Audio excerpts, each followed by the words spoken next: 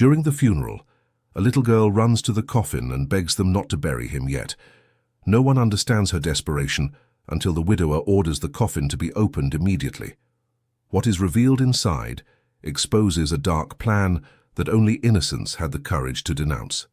If this story interested you, don't forget to subscribe to our channel and tell us which city you are watching from. We continue. The chapel was filled with white flowers. The scent of lilies mixed with incense created a heavy, almost suffocating atmosphere. Men in dark suits spoke in whispers, while women in black dresses discreetly dabbed at their tears with silk handkerchiefs.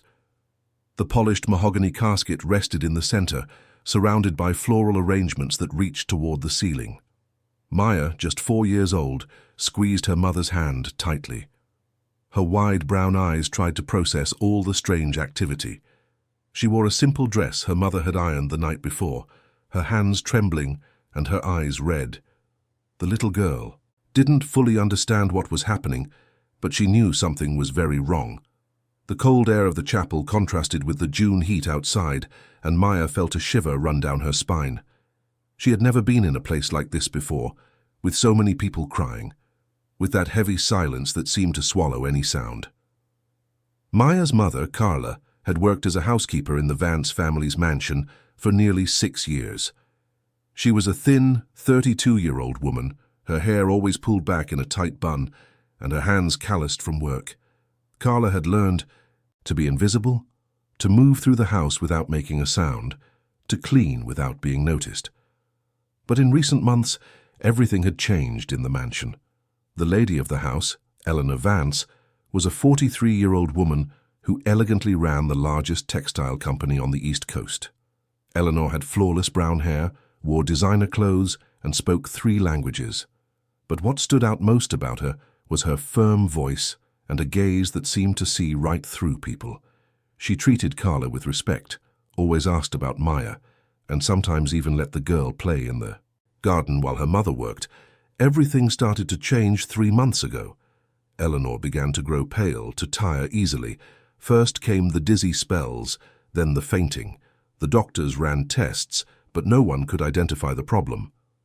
Robert Vance, her husband, a respected 50-year-old attorney, took his wife to the best specialists in New York City.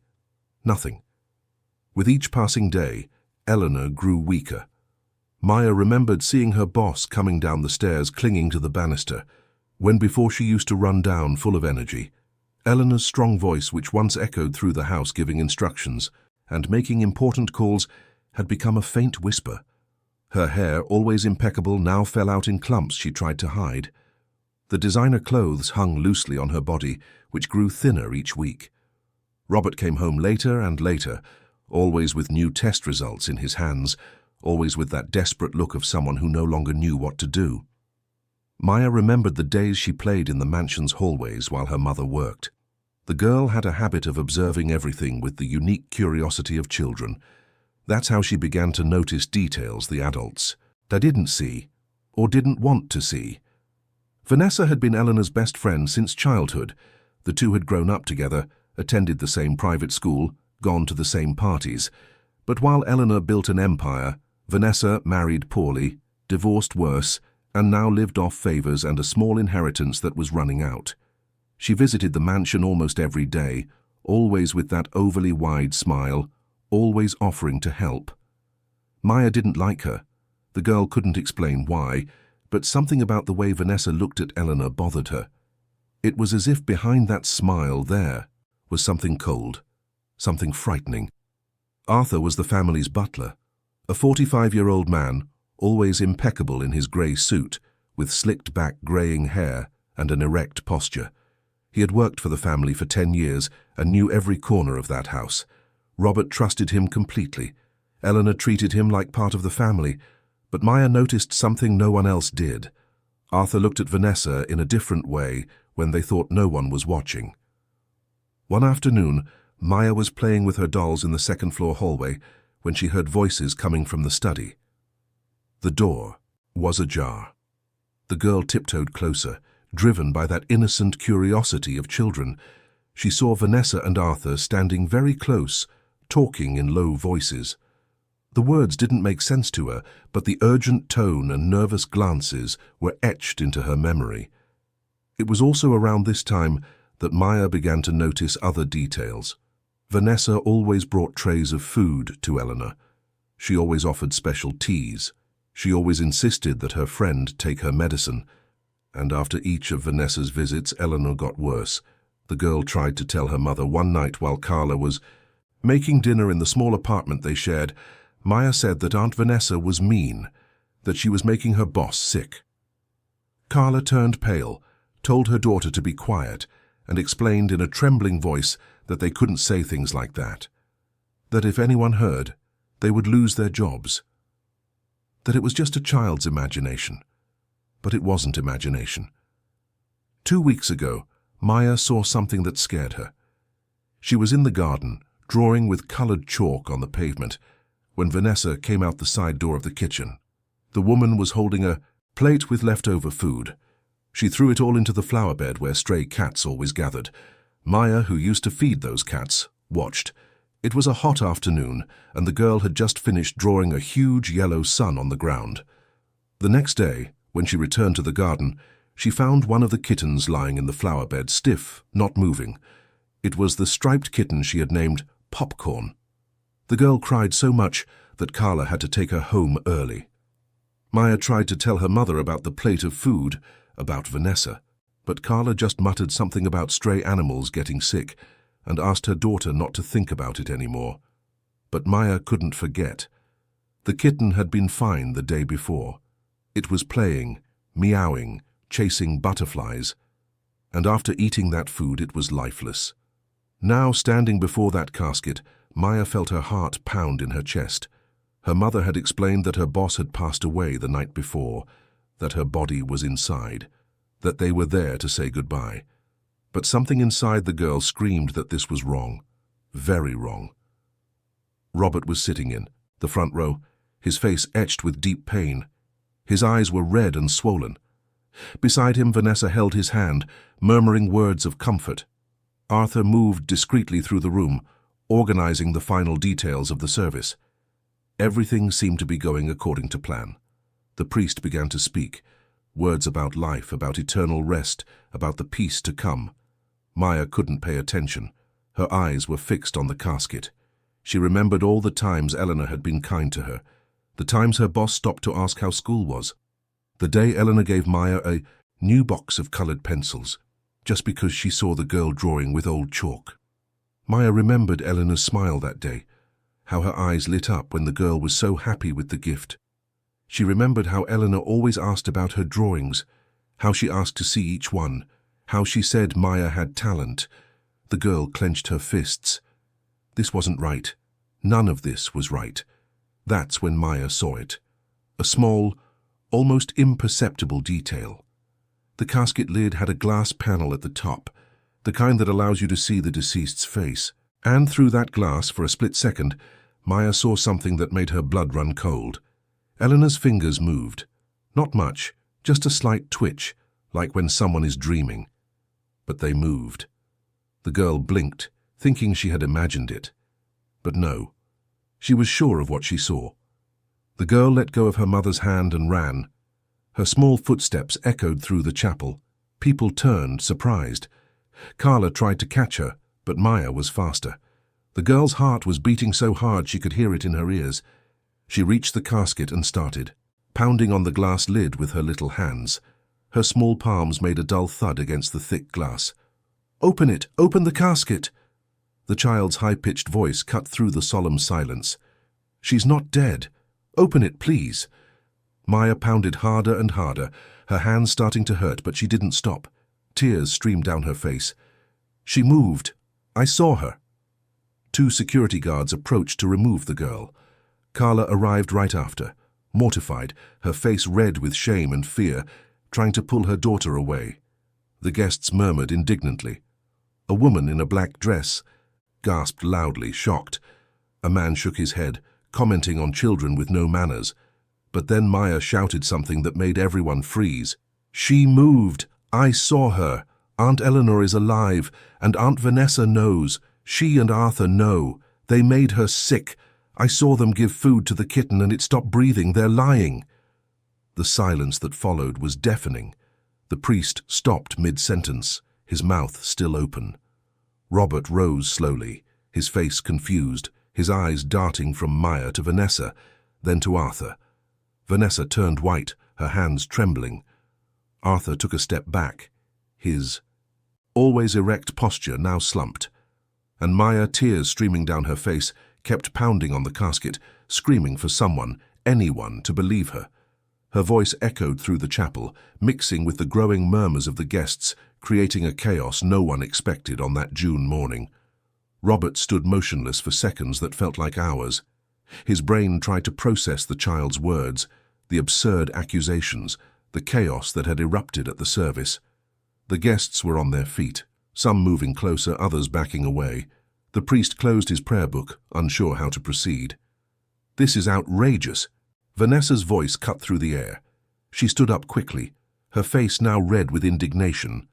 "How can you allow a child to disrupt such a sacred moment? This is a complete lack of respect for Eleanor's memory."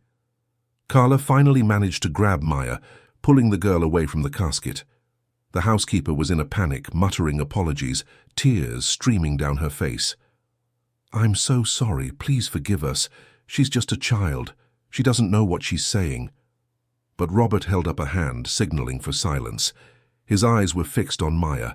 The girl's face was wet, with tears, but her gaze was firm, determined.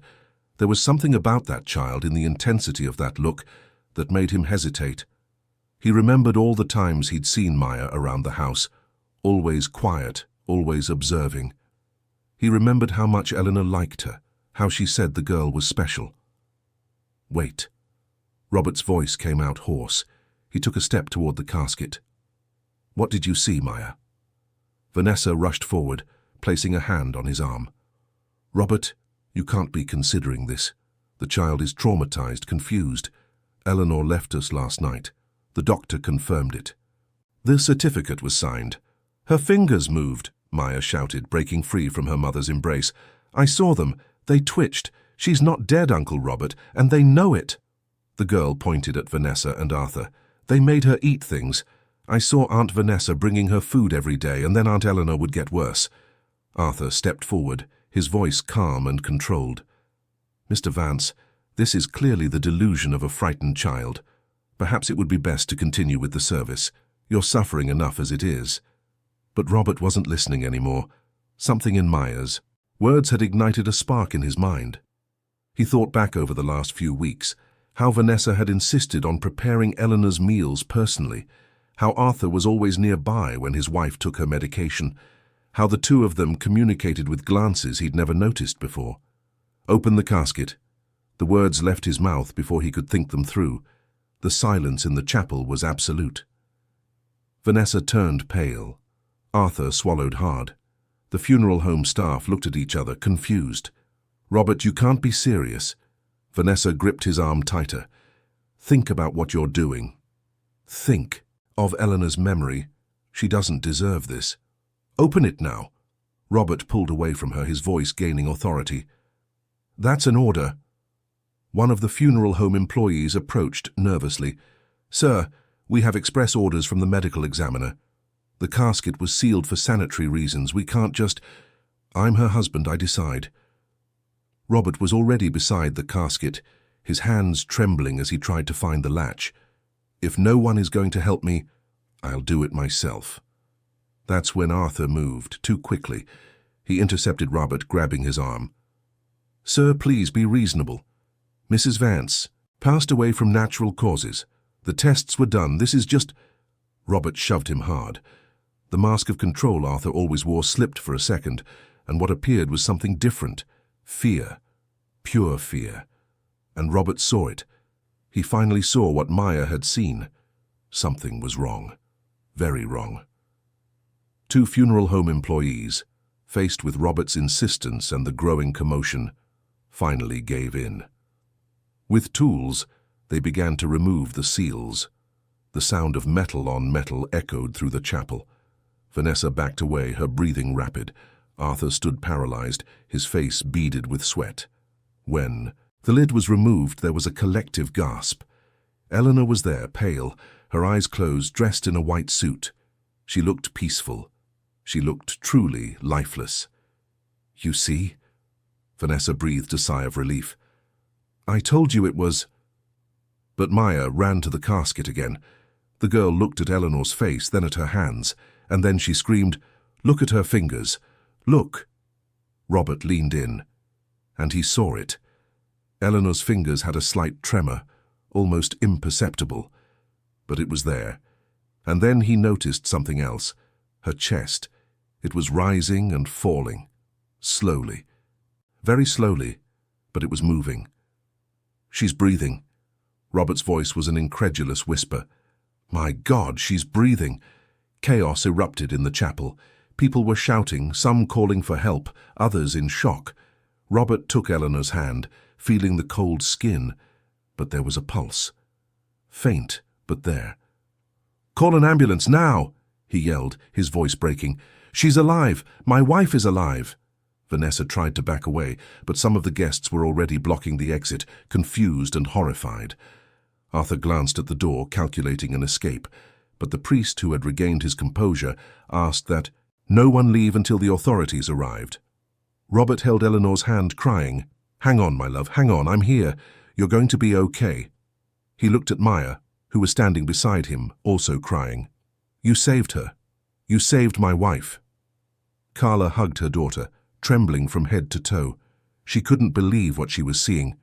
Her daughter, her little Maya, had done the impossible. The ambulance arrived in 10 minutes. The paramedics confirmed that Eleanor was alive, but in critical condition. A weak pulse, shallow breathing, vital signs critically low. They placed her on a stretcher, connected equipment, administered oxygen. "She's in a deep coma," one of the paramedics explained. "We need to get her to the hospital immediately. We don't know how much time she has." Robert wanted to go with them, but one of the guests, a lawyer and family friend, stopped him. "Robert, you need to stay. You need to give your statement. If what this little girl is saying is true, if someone tried to harm Eleanor, the authorities need to know now." That's when Robert looked at Vanessa and Arthur. The two were cornered by indignant guests. Vanessa had started crying. So again, but now they were tears of desperation, not grief. Arthur maintained his erect posture, but his hands were shaking visibly. "You two aren't going anywhere," Robert said, his voice as cold as ice. "No one leaves until we understand what happened." The authorities arrived half an hour later, 2 detectives who were on duty that Sunday. They started asking questions, taking statements. Maya told them everything, about the kitten, about the food, about the conversations she'd overheard, about how Eleanor always got worse after Vanessa's visits. Carla, still trembling, confirmed that Vanessa had full access to the kitchen, that she personally prepared Eleanor's meals, that she insisted on being alone with her boss for long periods. Other household staff were called. A cook mentioned that Vanessa always asked her to leave the kitchen when she was preparing dishes for Eleanor. A gardener confirmed seeing dead stray animals in the flower bed, where Vanessa often threw food scraps. The evidence, though circumstantial, was beginning to pile up. Robert followed everything in silence, his phone in his hand, waiting for news from the hospital. When it finally rang, he answered with trembling hands. "Mr. Vance," it was the doctor, "we've managed to stabilize your wife. She's alive, but we need to run urgent tests. There are substances in her blood that we can't identify yet, substances that shouldn't be there." Robert hung up and looked at the detectives. "My wife was poisoned." The 2 detectives exchanged a look. One of them approached Vanessa. "Ma'am, you'll need to come with us for questioning." "You too, sir," he said to Arthur. Vanessa started screaming. "This is absurd. Eleanor was my best friend. I would never hurt her. This is all that child's fault. She's making up stories," but no one was listening. The looks in the chapel were of disgust and horror. The woman everyone knew as the devoted best friend was now seen as something monstrous. As Vanessa and Arthur were led away, Robert knelt in front of Maya. The girl still had tears in her eyes, her little face smudged and tired. "You saved her, Maya. You saved Eleanor's life." He hugged the child. "How can I ever thank you?" Maya just sobbed, hugging him back. Aunt Eleanor is nice. She gave me colored pencils. Robert smiled through his tears. She's going to be okay. Because of you, she's going to be okay. But as he held the little girl, Robert had no idea that the nightmare was just beginning. At the hospital, the doctors would discover something that would change everything. And Vanessa, even in custody, had one last secret. A secret that could destroy everything Robert thought he knew about his life. The smell of disinfectant in the hospital was suffocating. Robert hadn't left Eleanor's room in 3 days. His clothes were wrinkled.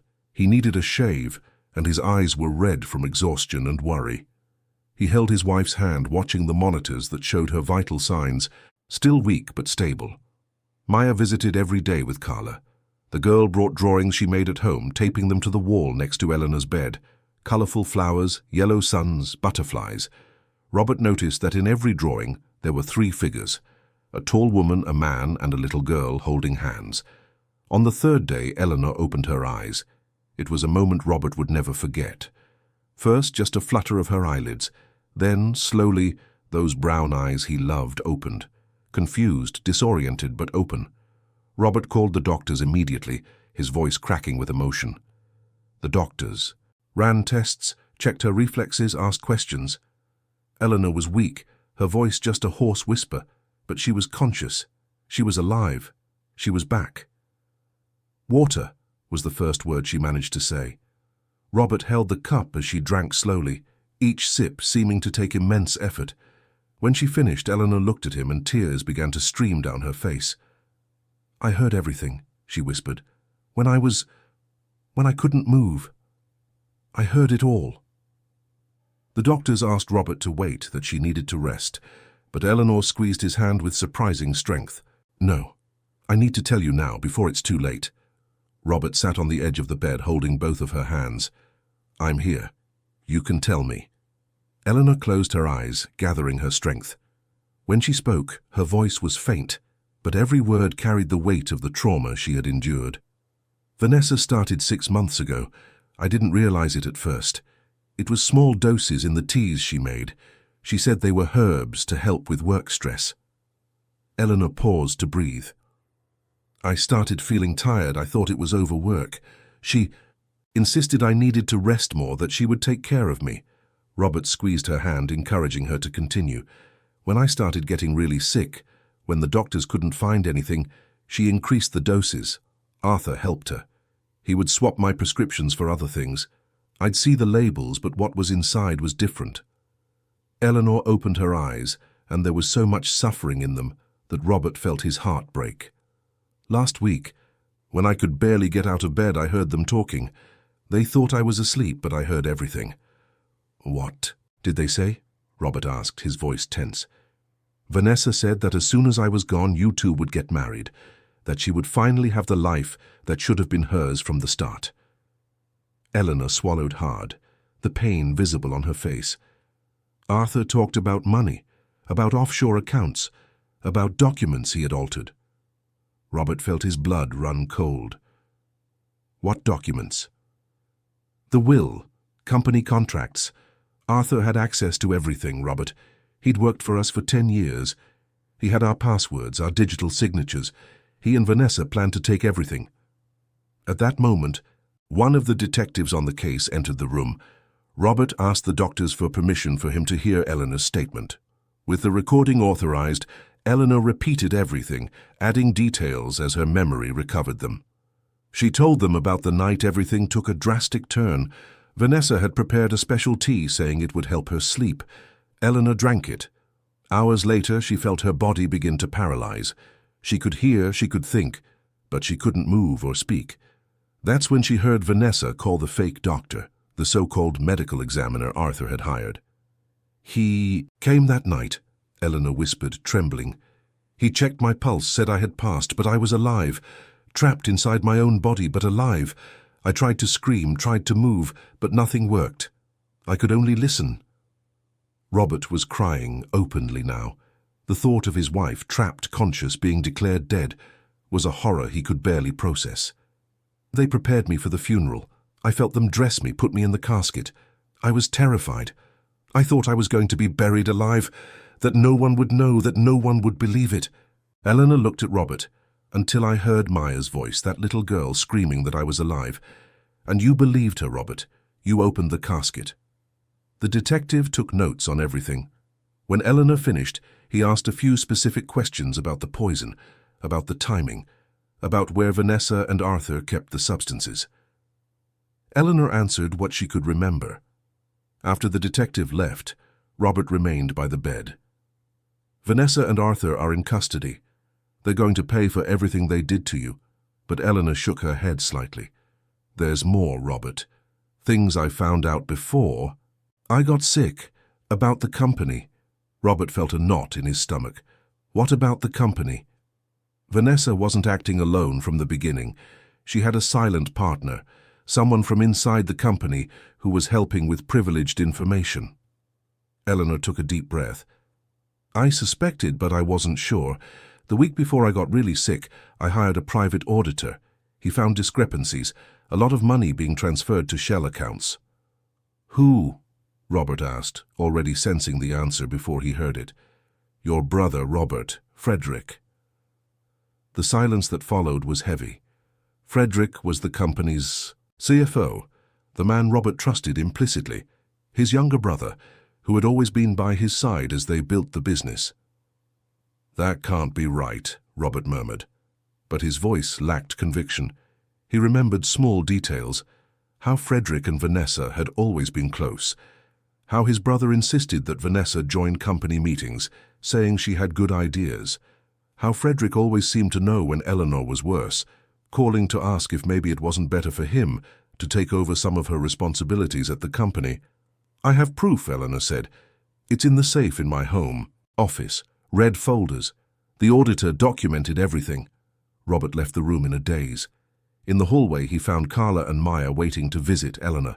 The girl was holding a new drawing, this one with a rainbow. She's awake, Robert said, trying to smile. She wants to see you, Maya. The girl ran in but stopped by the bed, suddenly shy. Eleanor opened her eyes and smiled, despite her exhaustion. Hi, little one. Maya started to cry. I thought you were going away. I thought no one would believe me. I believed. Eleanor extended her hand and Maya took. You were the bravest of all of us. You saved me. Carla stood in the doorway, also crying. Eleanor looked at her. Carla, your daughter is extraordinary. You've raised a girl with a huge heart. Carla just nodded, unable to speak. Meanwhile, Robert was in the hospital parking lot calling Frederick. His brother answered on the third ring. Robert, how's Eleanor? I was going to visit this afternoon. She's awake, Robert said, his voice controlled. And she told me some interesting things. There was a pause on the other end of the line, small but significant. That's great that... She's better. What things? About discrepancies at the company, about shell accounts, about you. The silence was now absolute. Robert could hear Frederick's heavy breathing. I don't know what you're talking about, Frederick finally said, but his voice was different, tense. Come to the hospital now, we need to talk. I'm in an important meeting. I'll stop by later. Frederick, come now. Robert hung up. His hands were shaking. His brother, the man who had been by his side forever, the man who had helped build the company from scratch. How was this possible? He went back to Eleanor's room. Maya was still there, showing her drawings. Eleanor was smiling, but Robert could see the exhaustion taking over again. The doctor said you need to rest, he said gently to Maya. Can you come back tomorrow? Maya nodded and kissed Eleanor's hand before leaving with her mother. When they were alone, Robert told Eleanor about the call with Frederick. She didn't seem surprised. He's not coming, she said simply. When he finds out I'm awake, that I know everything, he'll run. And she was right. Frederick didn't show up that day. When Robert tried to call again, the phone went straight to voicemail.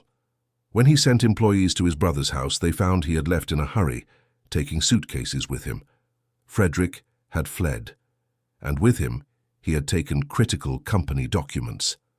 Documents that could prove or disprove everything, but he had also left something behind, something the detectives would find only the next day when they searched his office, an envelope addressed to Robert with a single sentence written inside.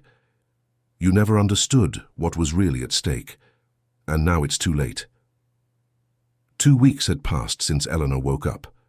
She had been discharged from the hospital, but the doctors recommended complete rest. Her body was still recovering from the effects of the poison, and there was damage that would take months to fully reverse. Robert hired a private nurse and turned their master bedroom into a recovery space with all the necessary equipment. Maya visited Eleanor every day after school. Carla tried to stop her at first, saying her boss needed to rest, but Eleanor insisted. The girl's presence, her colorful drawings, and her innocent stories about school brought a lightness that no medicine could provide. It was during one of these visits that Eleanor made a request that would change everything. "Robert," she called out while Maya sat on the floor drawing, "I need to talk to you and Carla. Together." Robert brought Carla in, who entered the room nervously, wringing her hands. The housekeeper still couldn't get used to the fact that her daughter had saved her boss's life, and she feared that somehow it would bring trouble. "Carla, please sit down," Eleanor asked, pointing to the armchair beside the bed. The housekeeper obeyed, sitting rigidly. "Robert and I have talked a lot these past few days about everything that happened. About Maya." Carla turned pale. "If I did something wrong, Ma'am, I'm sorry. I tried to control Maya, but she's a child. She didn't understand that she shouldn't—" "Carla, stop," Eleanor interrupted, her voice gentle. "Your daughter saved my life.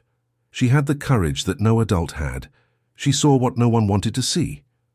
Eleanor looked at Maya, who was now paying attention to the conversation. "I want to adopt her." The silence that followed was absolute. Carla blinked several times as if she hadn't understood the words. Robert placed a hand on his wife's shoulder, showing his support. "Not to replace you," Eleanor continued quickly. "You will always be her mother, Carla. Always. But I want to give Maya opportunities, an education, health care, a future. I want her to be an official part of our family." Carla started to cry. I can't give her all of that. I work so hard and I can barely pay the rent. She deserves more, I know she does." Her voice broke. "But she's my daughter. She's all I have. And she always will be." Eleanor reached a hand out to Carla. "We would do this together. You would live here, have your own space. Maya would have a room. You would see her every day. It would be like an extended family." Maya got up and ran to her mother. "Mommy, can we live in the big house? With the garden where I draw?" Carla hugged her daughter, sobbing. It took days of conversations, of lawyers explaining the terms, of Carla understanding that she wasn't losing her daughter, but gaining a support system. Finally, she agreed. The move happened within a week. Carla and Maya were given a small guest house on the property, with 2 bedrooms, a full kitchen, and a cozy living room. Maya decorated her room with all her drawings, and Eleanor bought her a desk where the girl could study and create her art. But while their domestic life was beginning to find a new balance, the outside world was falling apart. Eleanor's company was in crisis. Frederick had taken essential documents and, worse, had transferred huge sums of money before he fled. The auditors Robert hired discovered a hole of nearly $3 million. Major clients began to cancel contracts, spooked by the scandal. Employees resigned, fearing the company would go under. Robert spent 18 hours a day trying to save the business. He renegotiated contracts, sought new investors, tried to stop the financial bleeding. But every day brought more bad news. A supplier demanding immediate payment, a client suing for breach of contract, the company's bank account sinking further into the red. Eleanor, though weak, tried to help. From her bed she made calls, sent messages, used her contacts to try to turn the situation around. But the truth was clear. They were losing everything. It was Maya who noticed first. The girl was playing in Robert's office while he worked, when she saw a folder that had fallen behind a filing cabinet. Curious, she picked it up and brought it to him. "Uncle Robert, this fell." Robert took the folder distractedly, but when he opened it, he froze. They were old documents from when the company was founded, original contracts, and there, in a clause he had completely forgotten, was their salvation. The company had a robust corporate insurance policy taken out 15 years ago. a policy that covered internal fraud, embezzlement, and employee misconduct. Frederick, as CFO, was covered by this policy. This meant the $3 million could be recovered. Robert ran to show Eleanor. For the first time in weeks, there was hope. They filed a claim, provided all the evidence of Frederick's fraud, and the process began. It would be long, bureaucratic, but there was a light at the end of the tunnel. Meanwhile, the detectives had a breakthrough in Vanessa and Arthur's case. They found the fake doctor who had declared Eleanor dead. Under interrogation, he confessed everything. He said Arthur had approached him months earlier, offering money. The plan was simple. When Eleanor was in the final stages of the poisoning, he would declare her dead and sign the certificate quickly, avoiding an autopsy. But there was more. The fake doctor revealed that Frederick had paid him too. Robert's brother had known everything from the beginning. In fact, he had been the one to suggest the slow poisoning. Vanessa wanted something faster, but Frederick argued it would be safer, less suspicious. Robert received this news alone in his office. He sat down heavily in his chair, feeling the weight of the betrayal. His brother hadn't just stolen from the company. He had helped plan the attempted murder of Eleanor. His own blood had conspired to kill the woman Robert loved. He didn't tell Eleanor right away. She was already dealing with so much. Her physical and emotional recovery was fragile. But the truth had a way of coming out. One afternoon, while Eleanor was resting in the garden watching Maya play, she noticed something. The girl was drawing, but this time it wasn't flowers or butterflies. It was a scene. 3 people around a table, talking. One of them had their face scribbled out in black. "Maya, who are these people?" Eleanor asked, curious. Maya looked at the drawing. "It's from the day I heard them talking. Aunt Vanessa, Arthur, and that man in the suit who looks like Uncle Robert." Eleanor felt her blood run cold. "What man?" "He came sometimes when Uncle Robert wasn't here. He talked to them in the study. I saw him once through the door." Maya continued drawing innocently. "He had the same voice as Uncle Robert, but he was thinner." Frederick. Frederick had been in the house. Frederick had talked with Vanessa and Arthur, and Maya had seen him. Eleanor called Robert immediately. When he arrived, she showed him the drawing. Robert sat down heavily, his head in his hands. "I already knew he was involved," Robert admitted. "The detectives found out. But to hear that he was here, in our home, planning this—" His voice broke. "How could he?" Eleanor held his hand. "The people we love can disappoint us in the worst ways, but we'll get through this. Together." Maya came over, hugging them both. "You're good people. The good people always win in the end," my teacher said. Robert laughed through his tears, hugging the girl. "You're very smart, you know that?" But the girl was only partly right. Good people don't always win. Sometimes they have to fight very hard for justice. And Robert and Eleanor's fight was far from over. The next day, a legal notice arrived. Frederick had filed a lawsuit against Robert, claiming the accusations were false, that he was being slandered. Worse, he had managed to freeze the company's assets until the case was resolved. This meant the insurance money, even when released, would be held up. The company, which had been starting to recover, was now officially paralyzed. Employees couldn't be paid. Suppliers couldn't be paid. In a few weeks, everything would collapse completely. Robert stared at the notice, feeling despair wash over him. They had survived the poisoning, the betrayal, the near burial, but now they faced something different, the complete destruction of everything they had built. And Frederick, wherever he was, knew exactly what he was doing. He didn't need to win the lawsuit. He just needed to delay long enough for the company to collapse on its own.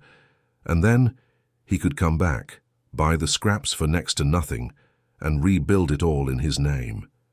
It was the perfect plan, and it was working. April arrived, bringing constant rain and a sense of suffocation. The mansion, once a symbol of prosperity, now felt like a gilded cage. Robert had let go of almost all the staff, keeping only the essentials. There was no money for salaries. There was no money for much of anything. Eleanor was improving physically, but the weight of the situation was taking its toll. She started working from home again, but every call brought bad news. Clients cancelling contracts, lawsuits from former employees, suppliers demanding payment. Maya noticed everything, even though the adults tried to hide it. The girl saw Robert stay up all night, saw Eleanor crying, secretly in the study, and in her own way she tried to help. She drew colourful cards, helped Carla with chores, and made less noise. It was on one of those nights that the phone rang.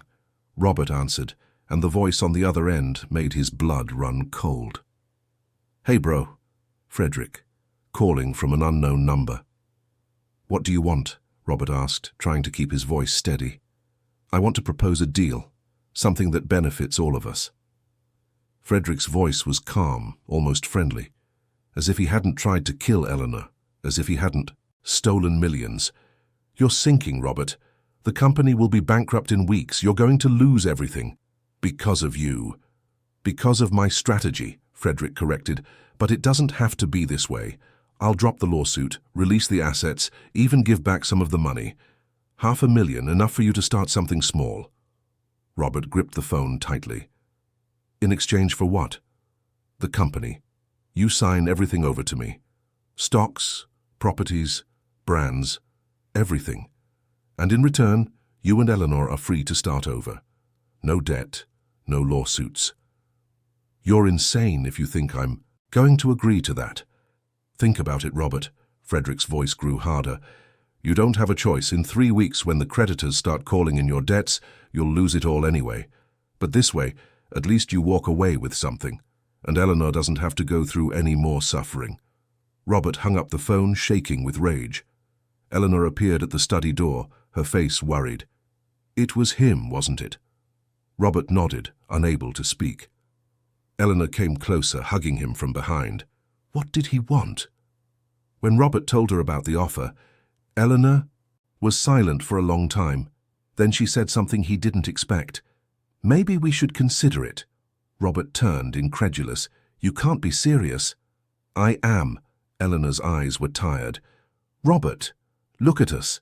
We're killing ourselves trying to save something that might already be lost. And Maya sees all of this. That little girl saved us, and now she's living in a house full of tension. But it's our company. We built it together. And we can build again. Together."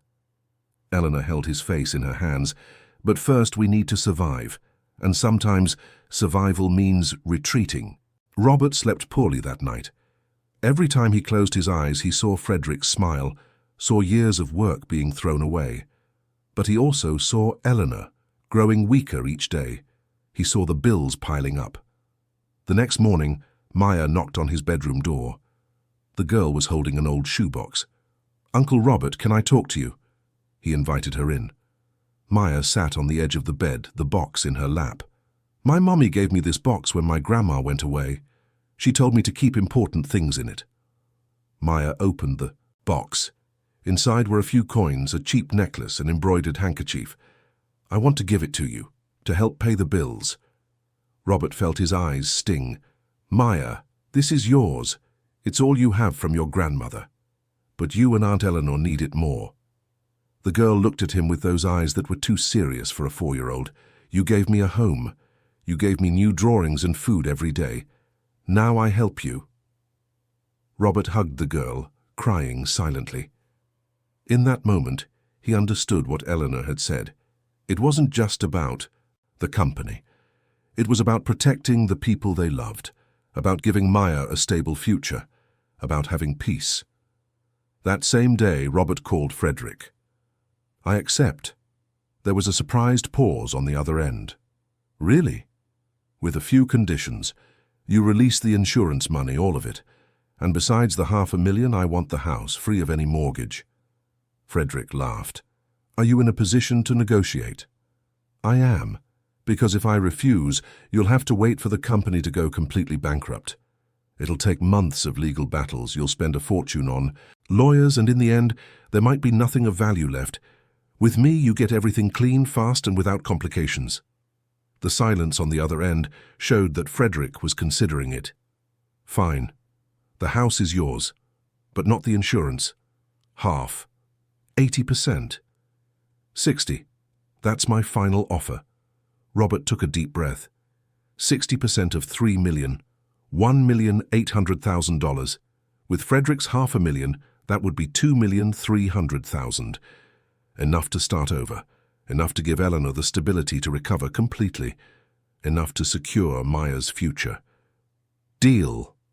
The Sabi. Papers were drawn up in a week. Robert signed with a trembling hand, watching years of work being transferred to his brother's name. Eleanor signed beside him, squeezing his hand tightly. When it was all done, Frederick showed up in person to collect the documents. It was the first time they had seen each other since he fled. The two brothers faced each other in what used to be Robert's office. "You got what you wanted," Robert said, his voice cold. "I did." Frederick put the papers in his briefcase. "I was always the smart one, Robert. You just never wanted to admit it." "Smart?" Robert took a step forward. "You conspired to murder my wife. You stole our company. You destroyed our family. It's survival. It's doing what's necessary to get what you deserve." Frederick turned to leave but stopped at the door. "Oh, and about Vanessa and Arthur. They'll stay in prison, but I'm untouchable. No evidence links me to anything. One day you'll pay for all of this." Frederick smiled. "Maybe. But it won't be today." After he left, Robert sat heavily in his chair. Eleanor came in, hugging him from behind.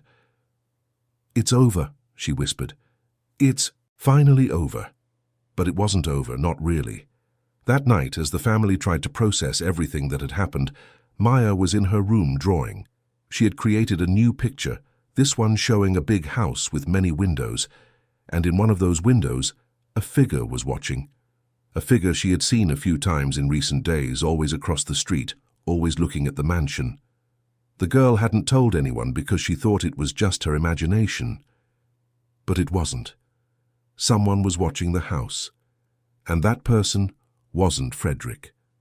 The next morning, Eleanor was the first to notice. There were signs that someone had tried to enter the property during the night.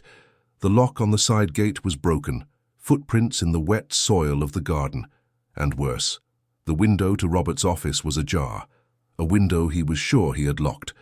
Robert called a security company, which installed cameras and reinforced the locks. But the mood in the house had changed. The sense of relief after the deal with Frederick was replaced by something different. Fear. Who was watching the house? What did they want, and why now? Just when they thought the worst was over. Maya showed her drawing to Eleanor. The woman turned pale when she saw the figure in the window. "Maya, when did you see this person?" "3 times. Always at night. They just stand across the street, watching." Eleanor showed the drawing to Robert. They doubled the security, locked all the doors and windows, but the question hung in the air. And then, on the 3rd night after the deal, the phone rang. 3 in the morning. Robert answered, groggy. "Hello?" Heavy breathing on the other end. Then, a distorted voice clearly altered by some device. "You think it's over?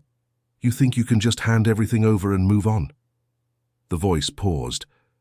"Frederick wasn't the only one you betrayed, Robert, and some debts aren't paid with money." The line went dead. Robert stood there, the phone still in his hand, his heart racing. Eleanor sat up in bed, frightened. "Who was that?" "I don't know." But as he spoke, Robert was already thinking. Who else could want revenge? Who else had he wronged, even unintentionally? And then he remembered. The laid-off employees. The families who lost their income when the company went into crisis. The people who had trusted him and now had nothing. The bedroom door opened. Maya was standing there, clutching her blanket, her eyes wide with fear. "I heard a noise outside," the girl whispered. "There's someone in the garden."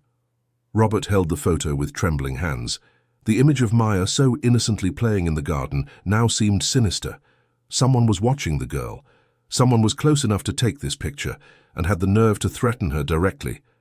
He ran into the house shouting for Eleanor. He found her in Maya's room helping the girl get dressed for school. When she saw the look on his face, Eleanor immediately sent Maya to the bathroom to brush her teeth. "What happened?" Robert showed her the photo. Eleanor turned pale, her hand flying to her mouth. "My God, they're threatening Maya now. We can't let her go to school, not until we find out who's doing this. But she'll ask questions. She'll be scared. I'd rather she be scared and alive." Robert picked up the phone. "I'm calling the security company. I need people watching the house 24/7. and I'm hiring a private investigator." But before he could dial, the phone rang. He answered, expecting the distorted voice. Instead, it was Sebastian. "Robert, we need to talk. Now. I found out something about the threats you're getting." "How do you know about that?" "Because half the ex-employees know. There's a woman who's organizing everything. She tried to recruit some of us to help her. I refused, but others might not have." Robert felt a chill run down his spine. "Who is she?" "Meet me at the cafe on Central Avenue in an hour." "I can't talk on the phone." Robert agreed, after reinforcing security and asking Eleanor not to let Maya leave her room. He left. The cafe was nearly empty when he arrived. Sebastian was sitting in the back, a cup of cold coffee in front of him. "Tell me everything," Robert said as soon as he sat down. "Remember Patricia? She was an administrative assistant, worked with us for 7 years. Robert remembered. A quiet, competent woman. She had been one of the first to be laid off. She had a little boy, 5 years old. He was her whole world. Sebastian took a deep breath. After she was laid off, she lost her apartment, moved in with her elderly mother. Her son started getting sick. Where is she now? Nobody knows. She disappeared 2 weeks ago, left her son with her mother and vanished. But before that, she was calling ex-employees, saying you needed to pay, that you destroyed families. Robert's stomach churned. And you think she's behind the threats? I'm sure of it. And she's not alone. I talked to others. She managed to convince at least 3 people to help her. Desperate people, Robert. People who lost everything and want someone to blame. But why Maya? The girl has nothing to do with this. Sebastian looked at him with pity. Because Maya is the most precious thing to you now. Patricia knows that threatening you or Eleanor isn't enough. But an innocent child you've sworn to protect, that destroys you from the inside out. Robert left the cafe with a knot in his stomach. He needed to find Patricia. He thought of her mother. Sebastian had said she left her son with his grandmother. He got the address from the old employee files and drove there. The house was simple, with peeling paint and broken shingles. A grey-haired woman answered the door, holding the hand of a small boy, Patricia's son. "Ma'am, my name is Robert Vance. I need to speak with your daughter." The woman's expression hardened. "You're the man who fired my Patricia, the man who destroyed our lives." "I know, and I'm sorry, but your daughter is doing something that's going to end very badly for her. I need to find her before it's too late." The woman looked at her grandson, then back at Robert. "She's not a bad person. My Patricia was always good. But when she lost her job, when she saw her son in need, something inside her broke." "Where is she?" "I don't know, but she calls every day to talk to the boy, always at 7 in the evening." Robert checked his watch. It was 5 o'clock. "Can I wait? Please, I need to talk to her." The woman hesitated, but finally agreed. Robert went inside. The boy watched him curiously, playing with toy cars. Every minute felt like an eternity. At 7 o'clock sharp, the phone rang. The woman answered, spoke to her daughter, then passed the phone to her grandson. The boy talked for a few minutes. When the child finished, the woman took the phone back. "Patricia, there's someone here who needs to talk to you." She looked at Robert. "It's Robert Vance." There was a long silence on the other end. Then Patricia's tense voice, "Put him on." Robert took the phone. "Patricia, we need to talk. We have nothing to talk about. You made your choices. Now I'm making mine. You're threatening an innocent child, a 4-year-old girl who has nothing to do with this." "And my son? He had nothing to do with it either. But he's sick because of your decisions. He's living in this house. That barely has heat. He's without a father because he left us when the money ran out. Patricia, I understand your pain. I really do. And I want to help. I've already started helping the other employees. I can help you too." "I don't want your charity." Her voice broke. "I want you to feel what I felt. The desperation of not being able to protect the one you love. The helplessness of watching everything fall apart. And is that going to change anything? Will it bring your job back? Will it heal your son? Or will it just put you in a worse situation?" There was silence. Then Patricia said something that chilled Robert's blood. "It's not me you should be afraid of. I just wanted to scare you. But there's someone else who wants more than that. Someone who's willing to go all the way. Who? Someone you betrayed long before any of us. Someone who has waited years for the chance to destroy you. Patricia, who are you talking about? But the line went dead. She had hung up. Robert handed the phone back to Patricia's mother, his mind racing. Someone he had betrayed years ago. Someone. Waiting for a chance at revenge. Who could it be? He drove home on autopilot, trying to think. When he arrived, he found the house in an uproar. Eleanor was on the phone with someone, Carla was crying in the kitchen, and Maya was locked in her room. What happened? Robert asked, alarmed. Eleanor hung up the phone. Another message came. This time it wasn't anonymous. It was sent from the company computer, from your old company. Robert felt the floor disappear from under him. Frederick. The message said his revenge wasn't complete yet, that taking the company wasn't enough, that he wanted to see you lose everything just like he did. But Frederick won. He got the company. It wasn't about the company, Robert. Eleanor showed him her phone. On the screen was a long message. Read it. Robert read, and every word was a punch to the gut.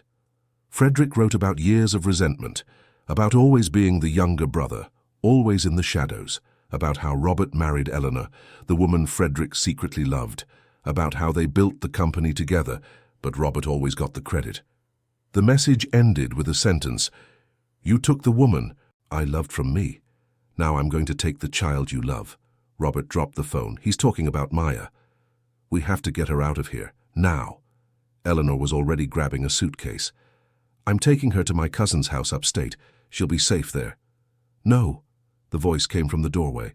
It was Maya, her eyes red from crying. I don't want to go. You're my family now. Robert knelt in front of her. Sweetheart, it's just for a few days, until we sort this out. Is Uncle Frederick the man I saw talking to Aunt Vanessa? Maya asked. The man from the drawing? Robert nodded. Maya grew thoughtful for a moment. Then, with a seriousness that was sometimes startling, she said, He was with her the day Aunt Eleanor got really sick. I remember now. He brought a little bottle. He gave it to Aunt Vanessa and said it was the last dose, that after this it would be over. Robert and Eleanor looked at each other. Frederick didn't just know about the plan. He supplied the poison. It had been him all along. Maya, are you sure about this? Eleanor asked, trembling. The girl nodded. I drew it later, but I didn't know it was important. Uncle Robert, the drawing is in my shoebox. Maya ran to her room and came back with the box. Inside, among several drawings, was one that showed 3 people. Vanessa, Arthur, and a man in a suit who, now that they knew who it was clearly Frederick. And in his hand, a small vial. That drawing was the proof they needed, the proof that linked Frederick directly to the poisoning, the proof that could put him behind bars. But before they could fully process this discovery, the lights in the house went out. The security system emitted a loud beep and then fell silent, and from the garden, illuminated only by the moon, came a familiar voice. Hey, bro, I came to get what's mine. Robert positioned himself in front of Eleanor and Maya, shielding them with his own body. Carla appeared from the kitchen, holding a phone, but Frederick had already cut the phone line. They were isolated. Frederick, don't do this, Robert said, keeping his voice steady. Don't make this any worse. Frederick entered through the back door. He looked different, too thin, with sunken eyes and wrinkled clothes. He was no longer the successful businessman. He was a man consumed by obsession. Worse? Frederick laughed humorlessly. You don't get it, Robert. This isn't about making things worse. It's about justice. It's about finally taking what was always mine. The company? You already have the company. It's not about the company, Frederick screamed, losing his composure. It never was. It was about Eleanor. It was always about her. Eleanor stepped forward, even as Robert tried to stop her. Frederick, I never gave you any reason to think there was something between us. You were my husband's brother, that's all. You looked at me differently, I know you did. At meetings, at family parties. There was something there. Frederick's voice was breaking. But he always got there first. Robert always had everything. Dad's praise, success, and you, always you. This is crazy, Frederick. You've built this all up in your head. Then why does it hurt so much? Tears were streaming down his face now. Why was every day I saw you two together like glass cutting my chest? Why, when Vanessa came to me with the plan, did I see the perfect chance to finally get what I deserved? Maya broke away from behind Eleanor and took a step forward. Her small voice cut through the tension.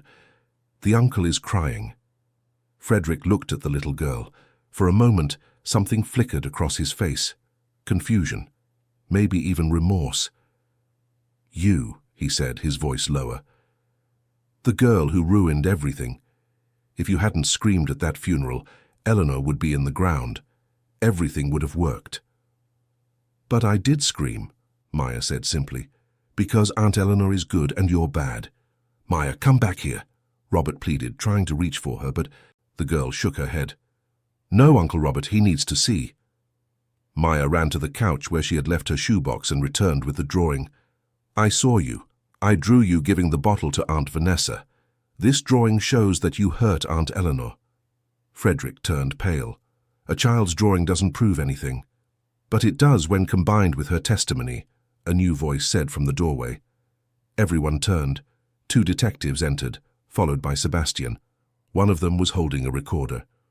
We've recorded this entire conversation, Mr. Vance, the detective said. Your confession of involvement in the poisoning. Your plan with Vanessa, everything. Frederick backed away, looking from one to the other. That's illegal. Recording without consent. Not when there's an imminent threat to the lives of others. Sebastian came to us 2 hours ago, saying you had threatened the family. We got an emergency warrant. The detective stepped forward. Frederick Vance, you're being taken into custody for questioning regarding attempted murder, fraud, and making threats. Frederick looked at Robert, then at Eleanor, and finally at Maya. The girl was still holding the drawing, her big eyes watching everything. I didn't want it to be like this, Frederick whispered. I just wanted to be seen, to be chosen, just once. You were seen, Frederick, Robert said, his voice heavy with emotion. You were my brother. I loved you. I trusted you. But you threw it all away for an obsession that only existed in your head. Frederick didn't resist as the detectives approached. He let them lead him away, as if all the energy had drained out of him. At the door, he stopped and looked back one last time. I hope you're happy, Robert. I hope it was worth everything we destroyed. After he left, silence filled the room. Maya was the first to move, running to hug Robert and Eleanor at the same time. Carla joined them, all of them embracing, crying tears of relief. The following days were a whirlwind. Frederick confessed to everything. How he convinced Vanessa to join the plan, how he supplied the poison, how he paid the fake doctor. It all came out.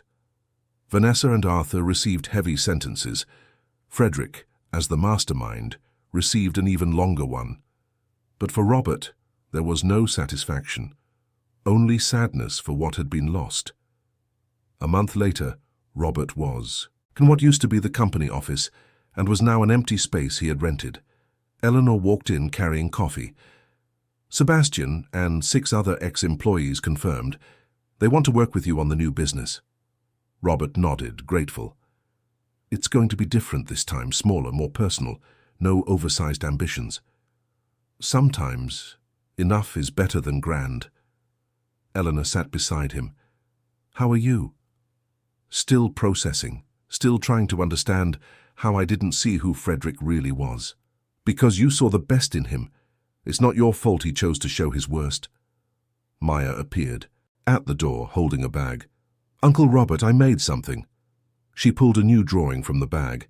It was large, colorful. It showed a house with many windows. In each window were different people. Robert recognized Sebastian, Lucy, other former employees. At the front door stood himself, Eleanor, Maya, and Carla, all of them smiling. It's our new company, Maya explained, where everyone works together and nobody is sad. Robert scooped the girl into his arms, hugging her tight. You know what, Maya, you saved me. You didn't just save Eleanor that day, you kept saving me every day after, reminding me what really matters. What matters? The girl asked. People, family, not the one we're born into, but the one we choose to build. 3 months passed. The new business was modest, a small artisanal textile mill employing 15 people. But it was honest. It was built with care. Lucy came back to work, her daughter now healthy. Sebastian was the production manager. Eleanor recovered completely, working with a sense of balance. Carla was the office manager, and Maya grew up surrounded by love. One August afternoon, the family was gathered in the garden. Robert had turned a section into a vegetable patch, and Maya loved planting flowers. Eleanor was helping her, the two of them laughing as dirt smudged their hands. "Uncle Robert," Maya called out, "will you plant this one with me?" It was a sunflower seedling. Robert knelt beside her, helping her dig a hole in the earth. "Do you know what sunflowers do?" Robert asked. "They turn to the sun." "That's right. No matter where the sun is, they find it. Just like you found the truth that day. Even when it was dark, even when no one believed you, you found the light." Maya considered this seriously. Then she smiled. "So I'm like a sunflower." "You're exactly like a sunflower. Small, strong, and always looking for the light." That night, after Maya was asleep, Robert and Eleanor sat on the porch. The sky was full of stars, and there was peace in the air. A peace that had been won through pain but was now real. "Do you have any regrets?" Eleanor asked. "About giving up the big company? About starting over from scratch?" Robert thought for a moment. "No, because now I understand something I didn't before. Success isn't about the size of the empire you build. It's about how many lives you touch in a positive way. It's about coming home and feeling at peace. It's about looking in the mirror and recognizing the person you see." "And who do you see?" "Someone who made mistakes, someone who almost lost everything, but also someone who learned, who grew, who chose to start over the right way." Eleanor rested her head on his shoulder. "I'm proud of you, of us, of everything we've built from the ashes." And as the stars shone above, as Maya slept safely in her room, as Carla rested in the guest house, as the small mill awaited the dawn for another day of honest work, Robert finally felt something he hadn't felt in a very long time. Hope. Not the naive hope of before, which assumed nothing bad would ever happen, but the mature hope of someone who had survived the storm and learned that even when all seems lost, it's possible to rebuild. It's possible to find light. It's possible, with courage and love, to turn ashes into something new. And it was all because a 4-year-old girl at a crucial moment had the courage to shout the truth when all the adults remained silent. Maya had saved more than one life that day at the funeral. She had saved an entire family. And, perhaps more importantly, she had shown that sometimes the greatest wisdom comes from the smallest of hearts.